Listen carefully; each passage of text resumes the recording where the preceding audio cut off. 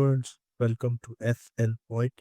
आज के वीडियो में हम डिस्कस करेंगे आज 31 मार्च को जो फेडरल बोर्ड का इवनिंग टाइम का 10th क्लास फिजिक्स का पेपर हुआ है। इस वीडियो में मैं कोशिश करूंगा कि दोनों पेपर्स, एक नहीं, ये वाला भी और ये आप देख सकते हैं स्क्रीन पे, ये वाला भी, दोनों जो हुए इवनिंग टाइम पे ऑब्जेक्टिव पेपर्स, दोनों के दोनों हम सॉल्व करें और साथ ही इसका आंसर की भी डिस्कस कर लेंगे कौन सा ऑप्शन करेक्ट है और क्यों है। तो स्टार्ट करते हैं हम। चलिए स्टार्ट करते हैं।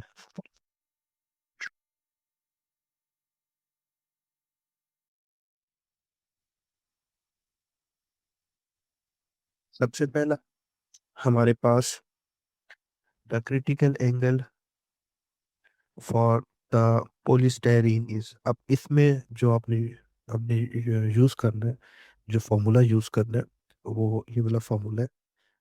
मैं इसका थोड़ा सा स्केल डाउन कर लूँ कि यहाँ पे हमें पता है कि जो क्रिटिकल एंगल होता है साइन थीटा सी, वो इक्वल होता है 1/n। तो यहाँ से अगर हम n की वैल्यू यहाँ पे रख दें तो जो क्रिटिकल एंगल है वो होगा 1/1.49। तो यहाँ से हमारे पास जो थीटा सी है वो हो जाएगा साइन इनवर्स ऑफ 1/4.9, 1.49। तो जब आप ये कैलकुलेट करेंगे तो आपके पास जो राइट ऑप्शन है वो ये सी करेक्ट होगा। नेक्स्ट है charging of solids by friction occurs due to the transfer of। अब आपको पता है कि किसी भी हम सॉलिड की, लिक्विड की, किसी भी चीज़ की बात करते हैं वो एटम से मिलकर बने हुए होते हैं। यहाँ पे अब सॉलिड के बारे में बात की गई है और अब इनसाइड द एटम हमें पता है कि प्रोटॉन और न्यूट्रॉन ये तो फिक्स्ड रहते हैं, ये तो मूव करते ही नहीं है। ठीक है। और जो मूवेबल है वो ये हमारा इलेक्ट्रॉन्स है। तो और इलेक्ट्रॉन के फ्लोस की वजह से हम कहते हैं कि इधर बॉडी के पास पॉजिटिव चार्ज है या नेगेटिव चार्ज है। नेक्स्ट है हमारे पास द आउटपुट ऑफ एन और गेट, और गेट की जो आउटपुट है इज लो व्हेन। अब यहाँ पे अगर आपको टू स्टेबल आता है तो अच्छी बात है, otherwise no need to worry about it. और का मतलब होता है या, मतलब सिंपल सी बात में कि कोई भी दो ऑन होंगी इनपुट तो आउटपुट भी ऑन होगी। अक्सर बच्चे इस पे कंफ्यूज हो जाते हैं। तो अब यहाँ पे लिखा हुआ है कि कब हमें जो है ना वो the output of an AND gate is low, कब हमें जो है वो आउटपुट स्लो मिलेगी। तो अगर इसका मैं टू स्टेबल ड्रॉ करने की कोशिश करूँ वो बहुत सिंपल सा होगा, 0 1 0 1 0 0 1 1। तो आप अगर यहाँ से करें दोनों जीरो, ये भी वन, ये भी वन और ये वन वन भी वन, तो इसमें कौन सा आ रहा है अगर आप चेक करें। ये मैं जरा सेट कर लूँ, ये वाला कि 0 0 0 आ रहा है। मीन्स मैंने जिस तरह आपको ट्रिक बताई है, और का मतलब यह होता है, तो इसका मतलब कोई भी एक वन होगा तो आउटपुट वन नहीं होगी, तब तक आउटपुट लो नहीं आएगी या जीरो नहीं आएगी जब तक दोनों लो। तो द राइट ऑप्शन जो हमारे पास है वो ये वाला है, option B, all inputs are low. अब नेक्स्ट है हमारे पास फोर्थ वन। फोर्थ जो है वो देखते हैं क्या कहते हैं। फोर्थ है warm air rise and cold air sinks in a heated room because of radiation, convection, conduction, reflection। ये भी सारे प्रोसेस है। इसमें ये कन्वेक्शन वाला राइट ऑप्शन है। इसकी वजह से जो है वो डेंसिटी कम ज़्यादा हो जाती है, एक ऊपर चली जाती है और ठंडी वाली नीचे आ जाती है। If the direction of the current in a conductor is reverse, current की अगर डायरेक्शन रिवर्स हो जाए, फॉर एग्जांपल अगर करंट इस तरफ जा रहा था तो अब करंट इस तरफ जा रहा है, the direction of the force will be. तो आपने एक फॉर्मूला पढ़ा हुआ है, F is equal to I L cross B. ठीक है। अब इस फॉर्मूले में मैं एक सिंपल सी बात करता हूँ, ज़्यादा हम डेप्थ में नहीं जाते। फोर्स वेक्टर क्वांटिटी है, अगर हम आई की डायरेक्शन को चेंज कर देते हैं, एक्चुअली में वो एल की डायरेक्शन होती है, लेकिन एक सिंपल सी बात है, आप फोर्स देखें यहाँ पे, सिंपली ये आई है, हम इसको पॉजिटिव ले रहे हैं, तो फोर्स एक पॉजिटिव है।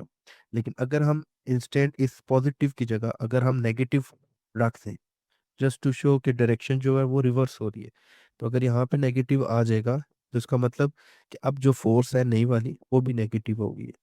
इसका मतलब क्या हो गया कि फोर्स भी अपनी डायरेक्शन को रिवर्स करेगी। ये मैंने आपको बताया एक फॉर्मूले के साथ, इक्वेशन के साथ। अगेन आप सोच रहे होंगे कि करंट तो एक हम इसको स्केलर क्वांटिटी ले रहे हैं, तो क्यों सर कह रहे हैं कि यहाँ पे आई आई का साइन आ जाएगा। तो खैर ये थोड़ी सी डेप्थ वाली बात है कि जो करंट की डायरेक्शन होती है, जिस डायरेक्शन में करंट जा रहा होता है, वही डायरेक्शन इस कंडक्टर एल की भी होती है। आप कभी इस चीज को देख लीजिएगा, या फिर आप फ्लेमिंग लेफ्ट हैंड रूल लगाए। ठीक है, फ्लेमिंग लेफ्ट हैंड रूल से इजीली आपको पता चल जाएगा कि आपने क्यों मैंने कहा है कि करंट की जब डायरेक्शन रिवर्स होती है, तो फोर्स की डायरेक्शन भी रिवर्स होती है। आप ये मोटर वाले केस में या करंट कैरिंग कंडक्टर वाले केस में, किसी भी केस में ये चीज लगा के देख सकते हैं। अच्छा, नेक्स्ट हमारे पास क्वेश्चन नंबर 6 है। क्वेश्चन 6 हमें क्या कहते हैं, जरा देख लेते हैं कि अ चार्ज हमारे पास गिवन है, 10 कूलम्स का चार्ज है, Q is equal to 10 coulombs, passes through a conductor, time T की वैल्यू 5 सेकेंड्स गिवन है, और करंट की वैल्यू पे तो बहुत आसान है, I is equal to Q by T, 10/5, 2 दे देगा। तो राइट ऑप्शन हमारे पास 2 एम्पेयर है। नेक्स्ट देखते हैं हमारे पास सेवन्थ वाला क्या कहता है। सेवन्थ है हमारे पास, कह रहा है कि linear expansion in solid refers to the change of, कि लीनियर एक्सपेंशन जो सॉलिड में, अब ये स्ट्रेस स्ट्रेन वाला टॉपिक आ गया। तो देखिए, लीनियर का मतलब होगा वन, एक साइड की तरफ। ठीक है, तो इसमें हमारे पास लेंथ में आता है कि सिर्फ अगर लेंथ में एक्सपेंशन हो रही है, जिस तरह आपके पास एक इलास्टिक है, आप उसकी एग्जांपल ले लो, होती तो उसमें भी 2 डायमेंशन है, लेकिन जस्ट समझाने के लिए कि आप जो जो उसको खींचते हैं तो वो एक ही डायरेक्शन में इलोंगेट होता है, तो इसलिए हम फिर कहते हैं कि इसमें लीनियर एक्सपेंशन है।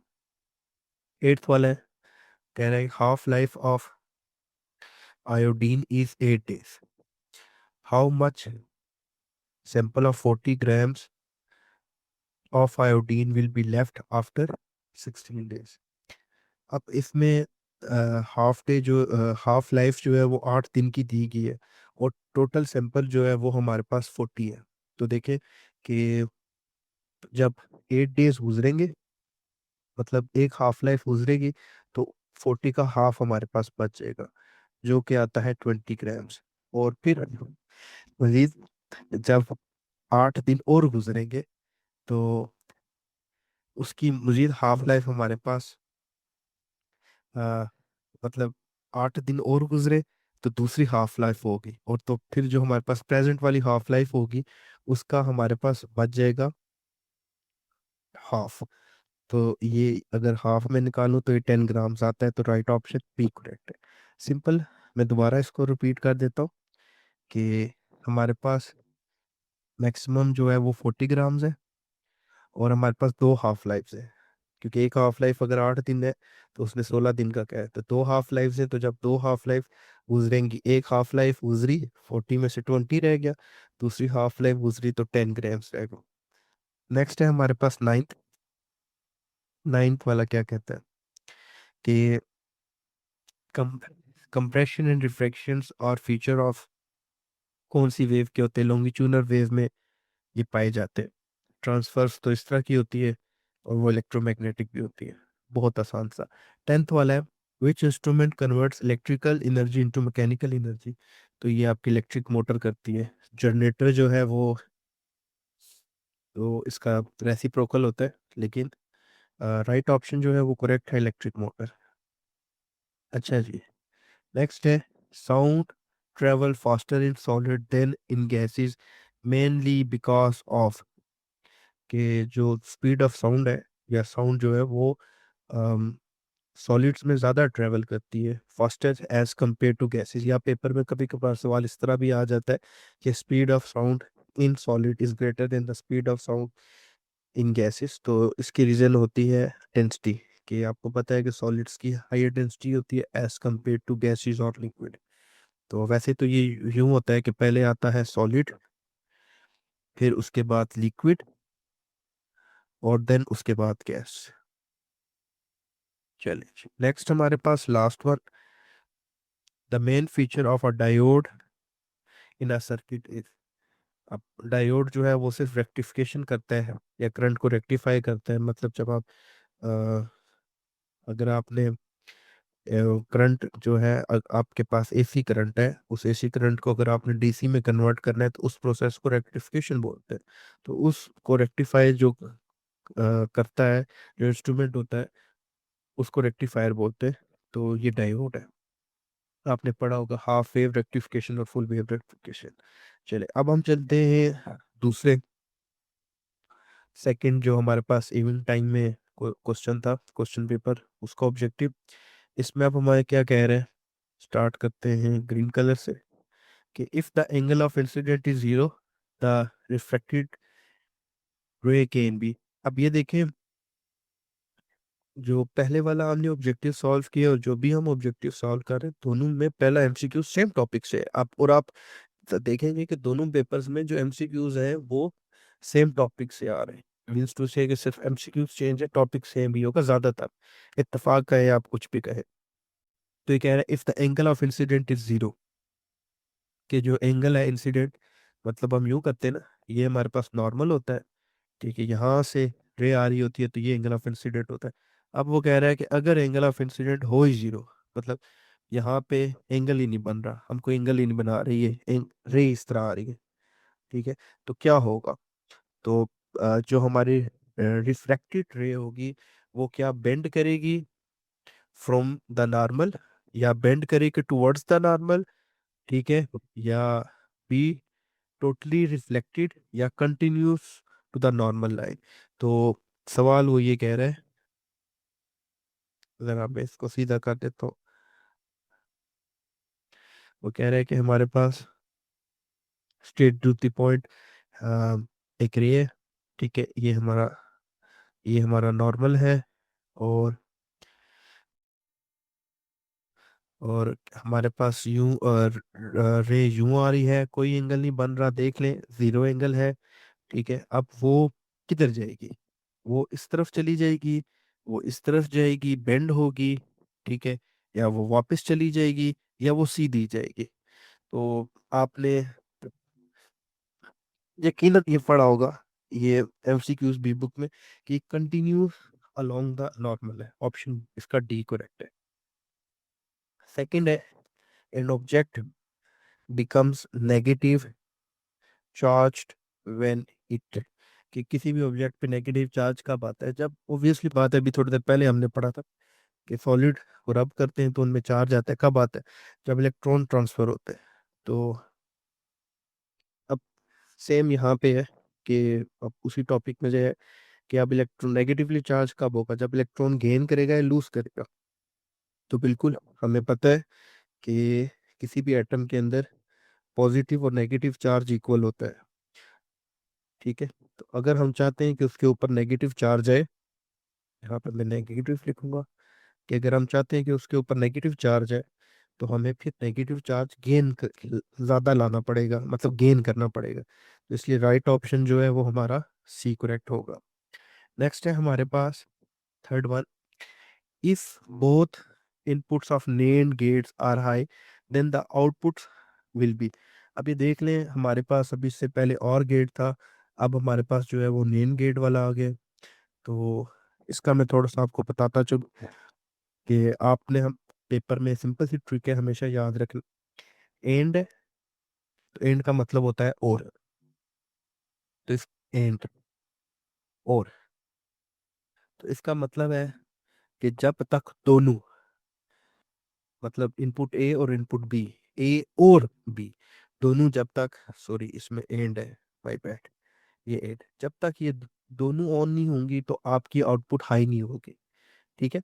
मतलब अगर आप टेबल ड्रॉ करेंगे तो जब तक वन वन नहीं होगा तो आपकी आउटपुट वन नहीं आएगी, कुछ भी हो जाए।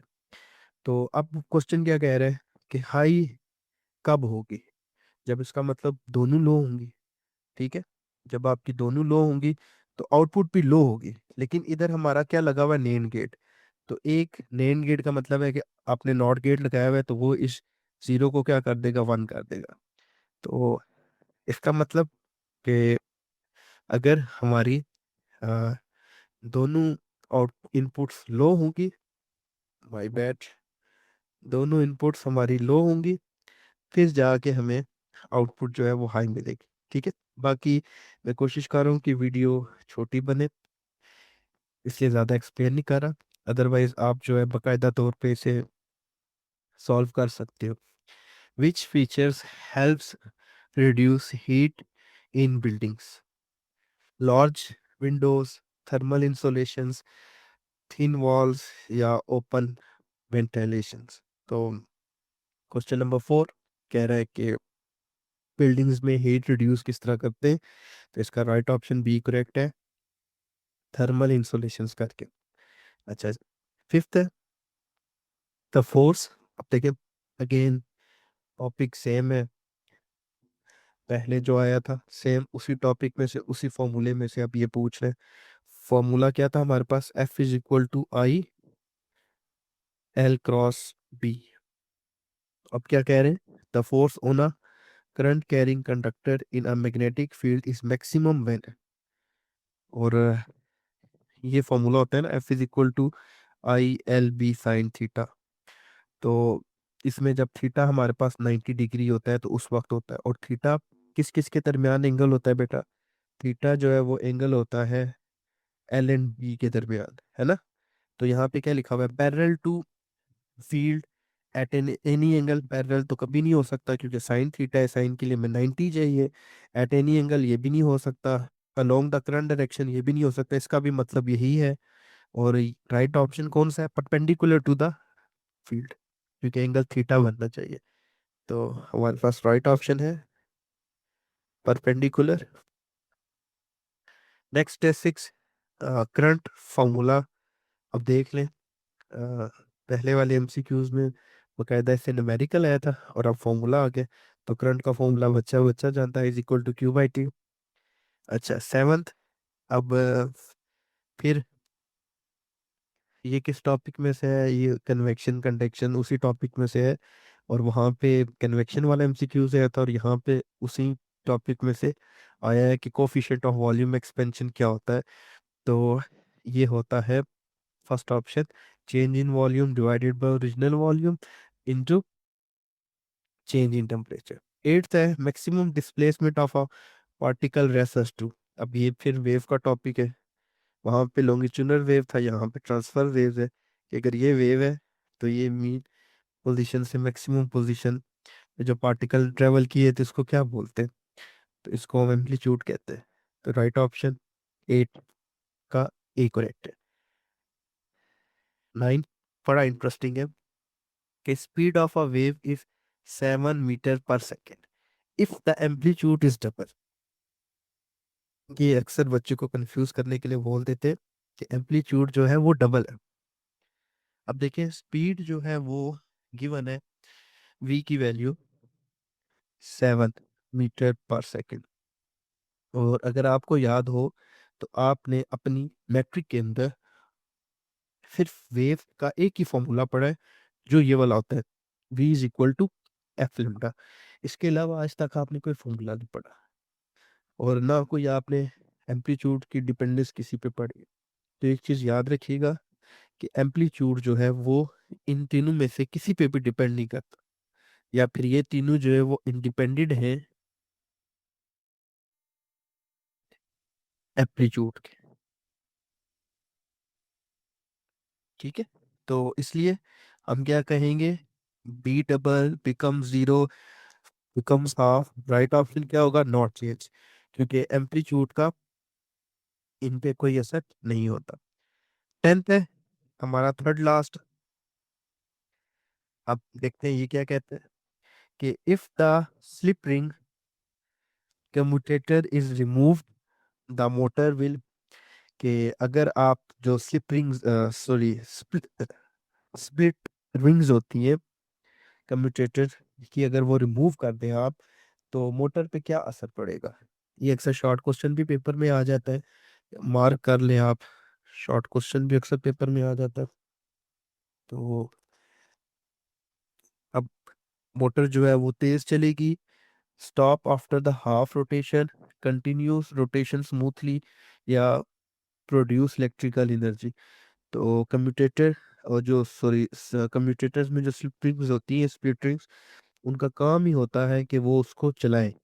मतलब जब वो आधे में पहुंचता है तो वो वहां पे रुक जाता है, तो उसको आगे कंप्लीट चलाने के लिए हम ये यूज करते हैं। तो उसका राइट ऑप्शन बी करेक्ट है, स्टॉप आफ्टर रोटेशन। 11th है, sound can not travel through. अब साउंड जो है ना, साउंड वेव्स, साउंड वेव्स ये होती हैं लॉन्गिट्यूडनल वेव्स या कंप्रेशन वेव्स, जो भी आप कहें, और इनको रिक्वायर्ड होता है मीडियम, इनको रिक्वायर्ड होता है, ठीक है, मूव करने के लिए, चलने के लिए। तो अगर कोई मीडियम ही नहीं होगा तो फिर ये मूव ही नहीं करेंगे। तो एयर भी एक मीडियम है, वाटर भी मीडियम है, स्टील भी मीडियम है, लेकिन वैक्यूम मीडियम नहीं है। एम्प्टी स्पेस ऑफ मीडियम को बोलते हैं वैक्यूम। तो दैट मीन्स के the right option is D. 12th है, अ डायोड। फिर से पहले रेक्टिफायर ऊपर हमने देखा था, अब फिर सेम वही है, डायोड वाला ही, same topic, same MCQ. A diode is commonly used. Diode किस में यूज्ड होता है, हमें पता है। डायोड कैपेसिटर में यूज नहीं होता, रेजिस्टर में यूज नहीं होता, मतलब कैपेसिटर रेजिस्टर खुद किसी में यूज होता, ट्रांसफार्मर में यूज नहीं होता। डायोड यूज होता है रेक्टिफायर में। रेक्टिफायर फिर क्या, कि वो प्रोसेस होता है, या वो सॉरी उस इंस्ट्रूमेंट को बोलते हैं जो ये जो करंट होता है हमारा एसी वाला करंट, इसको वो कन्वर्ट कर देता है डीसी में, सी स्ट्रेट लाइन करंट। तो ये था हमारे दो ऑब्जेक्टिव इवनिंग टाइम के। तो मज़ीद इस तरह की वीडियो के लिए चैनल को लाइक करें, सब्सक्राइब करें। शुक्रिया आपका।